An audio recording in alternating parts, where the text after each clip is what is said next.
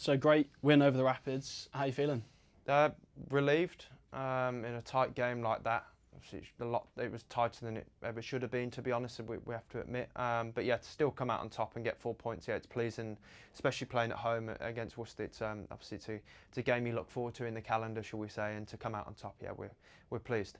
And I think talking about your performance, you player of the match, home derbies has become a bit of a thing. What is it about the derby day that just brings the best out of you? Don't know. People are asking me that. I don't know. I just love playing in front of a crowd, especially when after holidays, you know pretty well, to be honest. You get out on the bounds, you have a look. Oh no, yeah, there's another one, you know.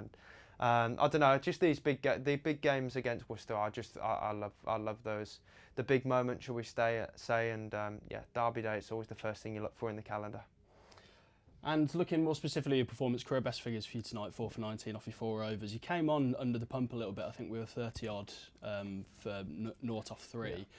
What was your thought process coming into the start of your spell? To be honest, it was genuinely just trying to get a wicket. I know where I have to bowl. I've got my fielders at long on and deep my wicket. I've just got to bowl to that field, and if they hit it somewhere else and it's a good ball, I can deal with that. If it's a bad ball and you get hit over a fielder, where it's not where your fielder is, obviously a bit more disappointing. So it's actually a pretty simple plan what you need to do, and for me it was just trying to keep the stumps in play and bowl to my field, and obviously to get a couple of wickets in I think it was my first over, was really pleasing, and yeah, I just feel like it's coming out quite well at the moment.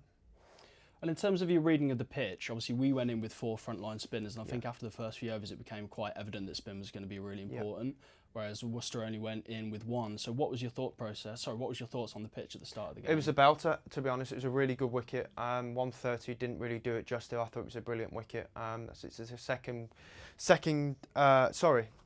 fourth game we've had on it.